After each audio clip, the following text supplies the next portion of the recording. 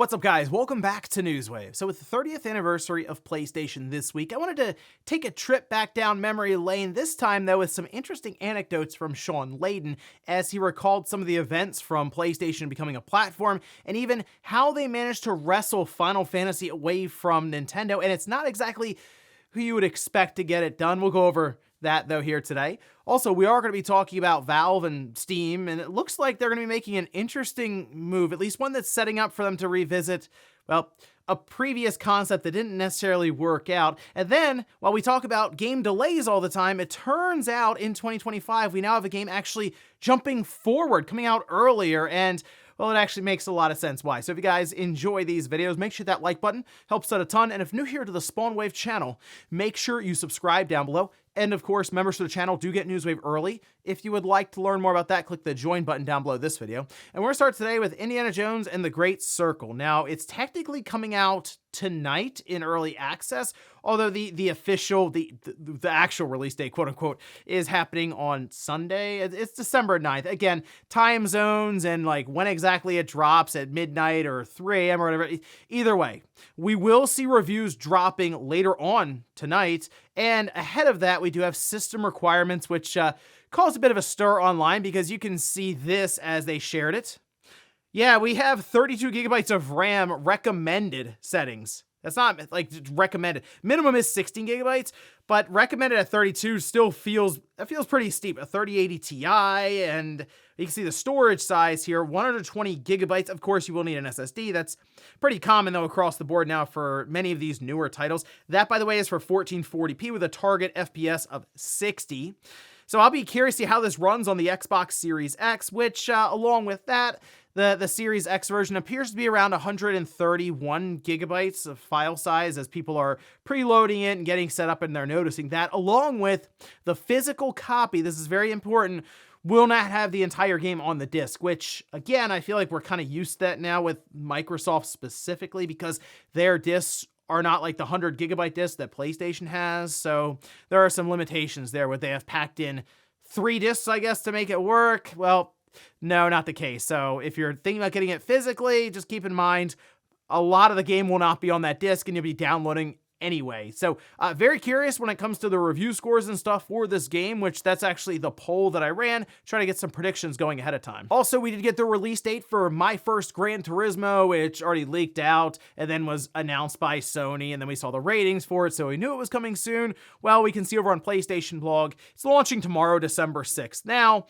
this is on PS5 and PS4, so either system can try out what's, to me, kind of like a demo. Remember that Gran Turismo prologue thing that came out, and while that was sold, it was kind of just like an idea as to what they were getting at here with like the next big Gran Turismo. Sort of the same thing here, but it's just a way for you to jump in, and it is geared more towards the beginner for just Gran Turismo overall. Like, it's not even just, oh, beginner Gran Turismo 7, just in general for the franchise. So a really cool way just to try it out, get your feet wet, see what you think of it. And if you do have PlayStation VR 2, this does have support for that. So if you've been hearing all the talk about how cool Gran Turismo 7 is in VR, well, you can at least try it here with My First Gran Turismo. So I don't know, something fun just for the anniversary of PlayStation. You'll be able to check that out tomorrow. Again, it is free, so why not give it a download and see what you think. Oh, and Tetris fans, rejoice as another release is happening here pretty soon, and this is on NSO as Nintendo shared this.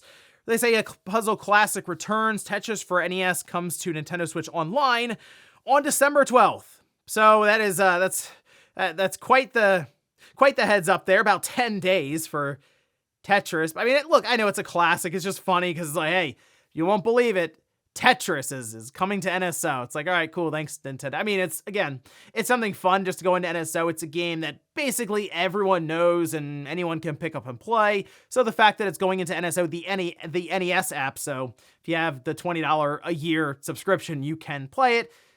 It's fun, it's cool, but it's not really, to me, like a massive announcement, especially since we have all these other versions of Tetris already available at this point, even on the Switch. But nonetheless, if you wanted to play the specific NES or I guess Famicom version of it, it will be available starting next week on the 12th. And guys, with some of the quick news out of the way, let's get into the bigger stuff. Let's start right away with some history around PlayStation. With the 30th anniversary happening this week, there were interviews and other things getting thrown around online, specifically one from Sean Layden, and he revisited all kinds of pieces of history for Sony and even his thoughts on the industry now, which I feel like we've actually heard many times. However, there was something here with the PlayStation and its launch and some of their strategy that I've legitimately not heard before. Now, the one big one clearly is the fact that Sony and Nintendo sort of had this deal, and then right at the last minute, Nintendo kind of dropped out and they went with Philips. It was a whole thing when it comes to licensing, specifically around the CD games that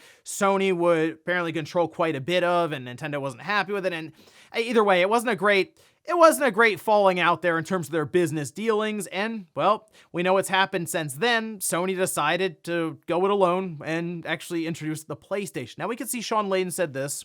This says, Nintendo left us standing at the altar after they did a pivot at the last minute, went with Philips.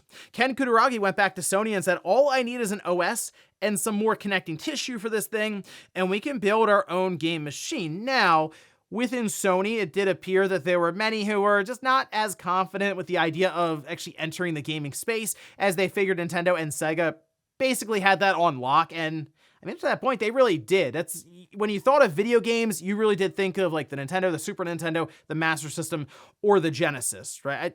There were some other ones kind of thrown in there, but for the most part, it was Nintendo and Sega leading the way. So your PlayStation, yeah, it's kind of intimidating to enter that space unless you really go for it. And that's the thing here is it appears they really put a lot of effort behind PlayStation, even moving them into a new office and really trying to segment it away from just Sony as a brand that mostly sold hardware when it comes to a lot of the different electronics. They had to get it to where it was sort of okay, we have a game system, but also has to be kind of this artistic vision as well when it comes to games. So we can see this part of the interview with Eurogamer and Sean Layden, where he says all the hardware engineers were at their desks wearing their Sony vests, working on their engineering thing, and then around 10 through 11 a.m., all the Sony music guys would come in, hungover, sunglasses, cigarettes hanging out of their mouths. They'd look at the decay paper for 45 minutes, drink a cup of tea, and then go, all right, lunch. They'd all stand up.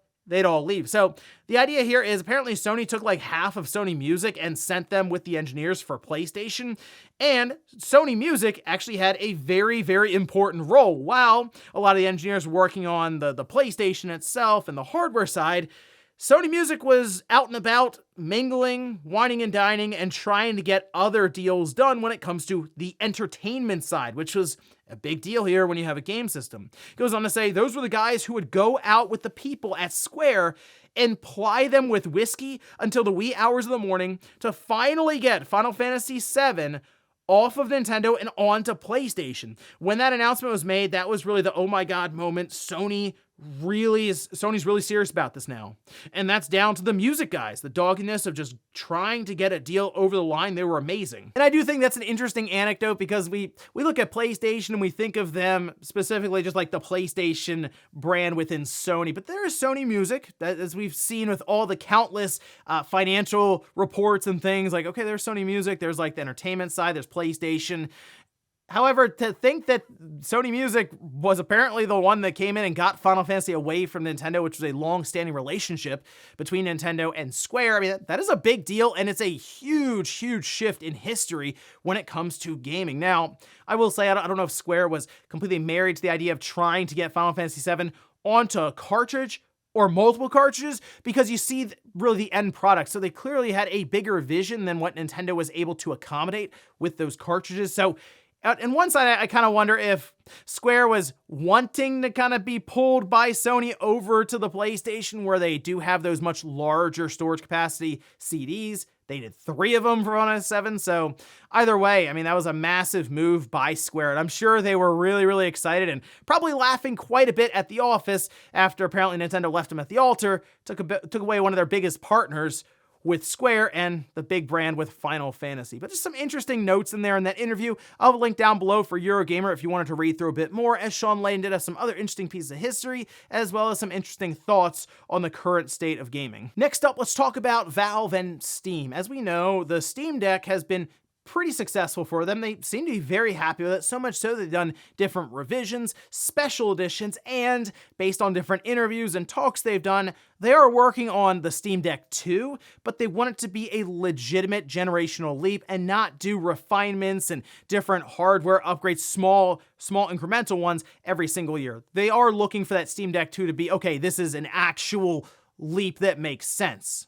So when I start seeing things like powered by Steamdeck or SteamOS sort of make the rounds after it apparently appeared on SteamDB with an update and an entire pamphlet that was released online, we can see this branding here that says powered by SteamOS for hardware running the SteamOS operating system implemented in close collaboration with Valve. You know what I think of right away as people were looking at this going, oh, does this mean that Valve could have SteamOS maybe release on, let's say, another company like Lenovo, like an Asus or whatever, wants to release a handheld, but not use Windows, they want to use SteamOS.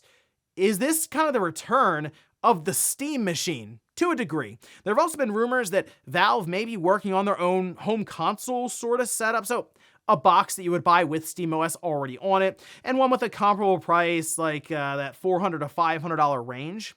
Could you also look to third parties to maybe create their own box, like we had Dell back in the day do what the Alienware Alpha, and like there were other ones that were trying to, I think Zotac had one. It was the Steam machines that you would buy, and they were kind of pricey. Some of them were upwards of $1,000, and it's that territory of, can you just build a PC and load SteamOS on it? Well, technically, yes, you can at this point, but it's varying degrees of compatibility and stuff. The idea with a Steam machine is that out of the box, it's 100% compatible, no issues there, and you can get updates, say, from the different manufacturers to fix issues that are found. So I almost wonder if, because SteamOS has continued to advance with the Steam Deck, which is another big avenue for them, continue to update this software, this OS, until it's ready for prime time, basically shipping out with other handhelds or other boxes. If that's something that may have more of a competitive spirit to Windows than just, oh, if you get a Steam Deck, you're using SteamOS and that's it. Windows is kind of this, it's the OS that's being used on a lot of these handhelds, but it's not because they're excited to use it.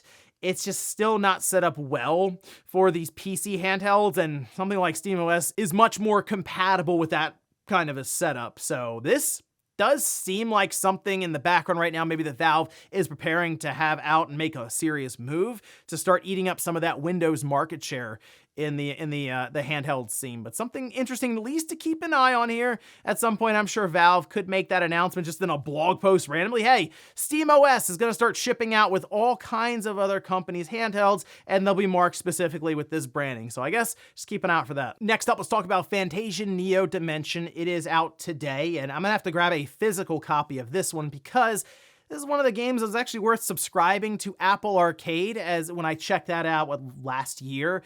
And it's a very traditional RPG or Japanese RPG that I remember from way back in the day, and it's very comparable to some of the older Final Fantasy titles, but now it's finally coming to consoles, something we've been asking for quite some time, break away from the shackles of Apple Arcade. Well, reviews did go live, and we can see this over on Metacritic, currently sitting at a score of 81. Now, if you look across the board here, the Switch and the PS5 had the most reviews. The Switch seems to be the lowest rated at 81, PS5 at 83, and then the PC at 85. All right, and I was looking through some of these reviews. On the Switch, there are some that kind of point out maybe a lower resolution here or there, like some issues when it comes to performance. Nothing too crazy in that regard. It actually comes down to, I mentioned it's a very traditional style of Japanese RPG that, again, you might remember from the 90s or something. It does lean into some of those tropes, though. All right, so there are some drawbacks to that. It could be random difficulty spikes or mechanics not playing nice with certain bosses. Some of these reviewers really tried their hardest to explain it as best as they could, just based on their playthrough, but some were like super happy with this. Like, hey, this is such an interesting and unique homage even to older Final Fantasy games. And that was kind of the idea of this game from the start. The thing that I think is the most striking about this game is the idea of using photogrammetry with the diorama. So every scene that you run through here was actually done like in real life. So they made all the dioramas, all the settings and everything, and they took pictures all over the place, and then they got scanned into the game, and it's very reminiscent, if you remember back in the day for the PS1 Final Fantasies, where you have the pre-rendered backgrounds. They tried to kind of mimic that, but with just newer technology, and I think it does a pretty good job. Sometimes your character looks almost like they're floating a bit too much on the background, but for what they're trying to play into here, it's actually pretty cool. So I do recommend it, and I'm going to be picking it up. It's like $50, so I'm sure some people may want to wait for a sale or just see a bit more around the gameplay. And yes, I would go check out more of that gameplay videos, that kind of thing. But I've been waiting for this to break away from Apple Arcade, and it's finally done it today. So I'll be out there picking up a physical copy of Fantasian Neo Dimension, and I'll play it for myself and see how it does on, I think I'm gonna grab it physically on the Switch, and then maybe I'll get it like digitally or something on the PS5 later on. But this just, to me, feels like a nice OLED handheld Switch game. And in our last bit of news, let's talk about a game that's actually coming out earlier. We always talk about game delays. In this case, talking about a game that's being moved up a week. We can see this is posted up. This is over on Warhorse Studios' official account, saying Kingdom Come Deliverance 2 will arrive at your homes on February 4th. With the release date pushing 1 week forward, we have a bunch of more exciting news coming in the following days. Brand new story trailer drops tomorrow, so today, December 5th, PC and console specs as well. It's funny, console specs, well, I mean, think about how many different consoles we have at this time, different variations, since not only are we dealing with an Xbox Series S on one end of the spectrum, we're also dealing with a PS5 Pro on the other. So yeah, kind of scattered there. But in this case, they did mention in the video that it's going to have a performance mode for consoles. So even if you have the base PS5 or the Xbox Series X, they're basically hinting towards 60 FPS. So a mode where, yes, they'll turn down resolution and other features, but you do get a smoother gameplay experience. They also mentioned they will be taking advantage of the PS5 Pro. So maybe there'll be a Pro mode where it just looks better, but can still attain that 60 FPS using like PSSR and a few other tricks to get it there. But this is really cool. Now, it does kind of make sense why they are pushing a week ahead, because if they land in that first week of February, there's a nice buffer between them and a bunch of other games that start to come out like a week or two later. All right, so I know Assassin's Creed Shadow's been going through it right now online, basically ever since it was fully unveiled, but it's still a new Assassin's Creed game. It's something you mark on the calendar if you're other publishers and try to plan around. On top of that, you have Monster Hunter Wilds coming out, Civilization 7 is in there, the new Like a Dragon game. So there are a bunch of games kind of clustered in there, and in their mind, hey, if we jump ahead, like there's January, and then you run right into this game. So we kind of kick off 2025 if we place Kingdom Come Deliverance 2 right at the beginning of February. And I'll admit, I just didn't really play much of the first one. Let me know if it's a game worth checking out now, especially with the second one coming up. I'm not sure how connected they'll be necessarily, but still, I am interested a bit more here, especially since they're moving it up a week. Usually, we hear about so many games coming in hot, and again, we'll see how this game is when it releases, but the first one people talked about with some pretty high quality, and even the Switch version, the port was very good. So interesting stuff there. But yeah, if you've been waiting for Kingdom Come Deliverance 2, turns out you're gonna be able to play it a week earlier than expected. And before we go to the comment of the day, we'll take a look at the poll that I posted up yesterday, where I ask, what is your Metacritic score prediction for Indiana Jones and the Great Circle? 43% say an 80 to 84, 26% say 80 to 85. Oh, we have 79 or below is 27%. And then 4% are really going big here, 90 plus.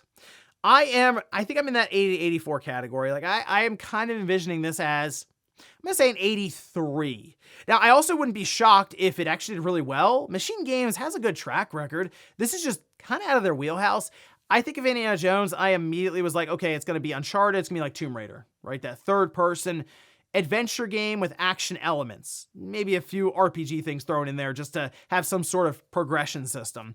That was what I was envisioning. And then it's like, oh yeah, a lot of it's first-person, but we jump to third-person here and there, and then it's also kind of a stealth game more than it, and it's like, oh, okay, this sounds kind of weird, but visually speaking, it looks good. Looks like they're really into the source material, and it kind of starts to me, based on the previews they're showing, lean into the idea of it being like a whole almost like a whole movie, like synopsis, premise, and everything for it as well. So indie fans will probably be really happy to go through it. So I will be playing it.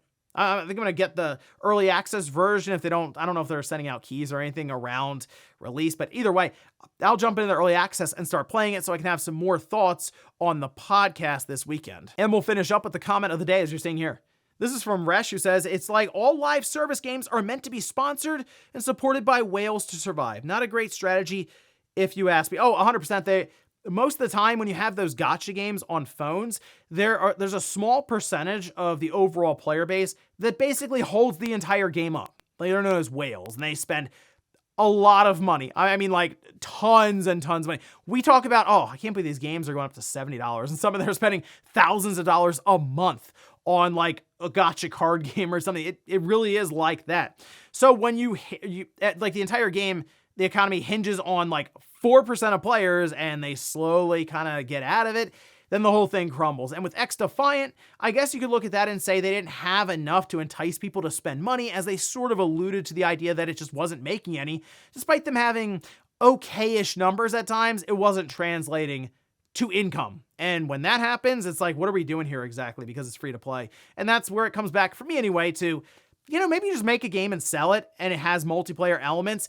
And if it catches on and people play it, great. But if not, hey, you got your money, you delivered hopefully a high quality product, and you just let people play games as they want in like an arena style shoot or something. At least that's how we did it back in the day, and I felt like it worked fine then. This free to play, what I'm gonna say right now is a long running fad or trend.